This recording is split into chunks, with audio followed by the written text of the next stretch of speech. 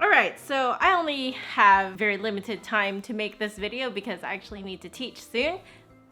Anyway, hey guys! This week I thought I would do another response video. You guys are really rolling in the tough questions. It's like when I started pointing out that you guys ask tough questions. Now you guys are like, oh cool, we can ask more. I do encourage it. Your questions are very thought-provoking. On last week's video, Marco asks, could you do a video on how to overcome the feeling of feeling like you're the worst musician ever? Like you can't get a bar right, or your tone sucks, or you can't reach that high note.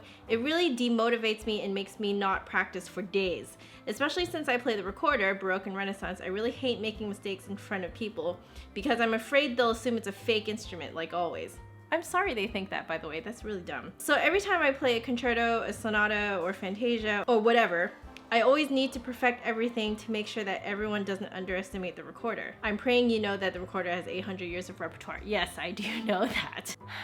Well, let's just go back to my story, because I can only really share with you guys out of my own experience. So let's talk about the first time I discovered I was not as great as I thought I was. Growing up, playing the flute and everything, I advanced very quickly. I was playing things like the Mozart concertos when I was 12. People thought it was really impressive that a 12-year-old was playing concertos and stuff. But that ended up making it so that I only ever heard good things about my playing. But when I got into music school, there's a big jump from when you're in high school and then you go into university. Once you make that jump, you're almost expected to be at a professional level already. It's a huge shift in thinking. I have a feeling that some of you don't actually know what I mean by music school, the way it's used in North America. It means that you are going into university doing a bachelor's of music. So you are doing an academic degree in music. I know that right now there are studio master classes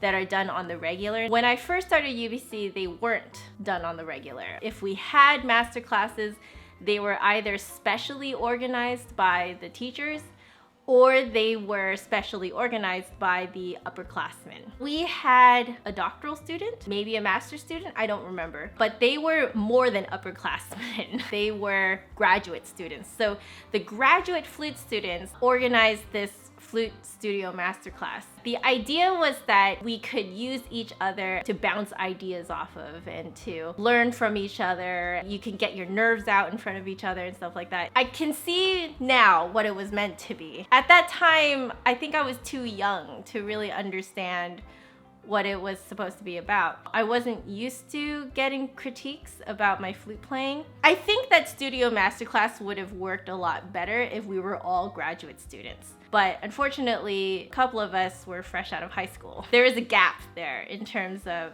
how you critique each other and how much critique you can take. I don't even remember what I played. I remember what flute I was playing though. I was playing my Miteki silver flute, closed hole, C-foot joint. Literally everyone else in the room had open hole B-foot joints. My flute looked like a student model compared to theirs.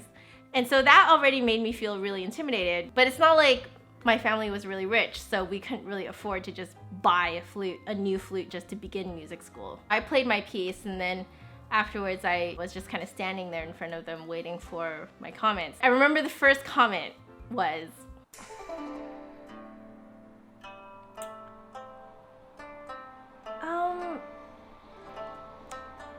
I think you're a bit too airy.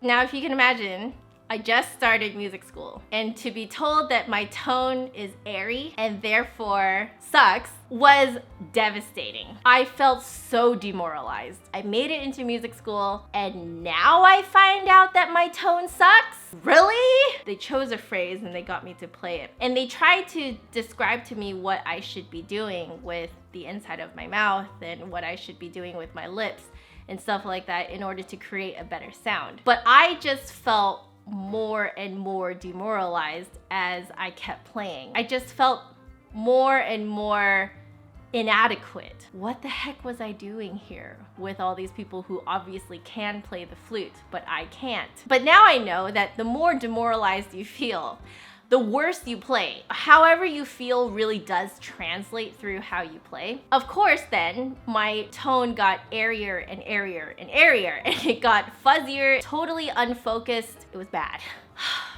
Thinking back on it now, it is still tough. Although I realize now what they were trying to do for me. I think they were actually trying to help me find a new embouchure. I think they were trying to help me understand what support was. At that point, I had no idea what support really meant. Support just means to engage your core muscles. It helps you pump out air faster and with a little bit more oomph. There were a lot of concepts that I didn't understand because I wasn't taught yet. They were all trying to teach it to me at the same time. I think if I was a graduate student at that time, I would have been able to understand it. But again, I was just too young. Everything they were trying to tell me was overwhelming because I didn't know what they were talking about, and it made me question why I was in music school. So that kind of set the tone for music school. That was the point that I realized that I was a bad flutist. I realized that I wasn't as great as I thought I was.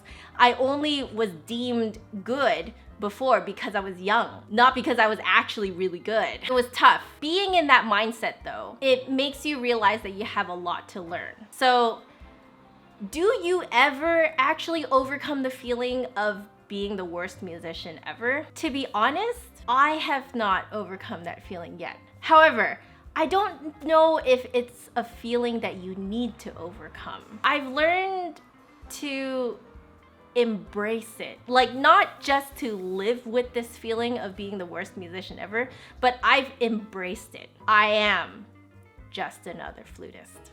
You realize that everyone around you is really great in their own way. Everyone around you is better than you at something. If you know that you are not the best musician, that means that your eyes are opened and your ears are opened to hear and to see what other people do well. And that ability to really see and really hear what people are doing will help you learn a lot faster. If you think you are the best, your eyes and your ears are going to be closed. You're not going to hear how someone else's tone is really interesting and amazing in a way that you never thought could happen on the flute. You would just think it's wrong. Also, you may notice that I'm phrasing it in a more positive light. It really is the same thing, it's just reframing. If you are the worst musician in the world, it also means you are not the best musician in the world. Switch it over to the more positive way of thinking. You're not the best musician, but that means that you have more to learn. You have more to observe. The world of music is a lot bigger when you're in the mindset to learn about a bunch of things that you don't know about. Seeing this comment really just weighed on my mind because I know a lot of you feel exactly like me. You feel like a bad musician. And I just wanted to share with you guys how I have been dealing with it. And it seems to be working great for me. There is a certain power that you give yourself when you embrace who you really are and who you feel that you are. If you do not profess to be more than what you are, you grow a lot more. It takes off a lot of pressure. It allows you to breathe. It allows you to see. It allows you to hear. It's accepting yourself. Even 10 years from now, when you are amazing, you're probably still going to feel like you're not the best. That feeling never really goes away. And honestly, I don't want it to go away because my world would be way too small if I was the best.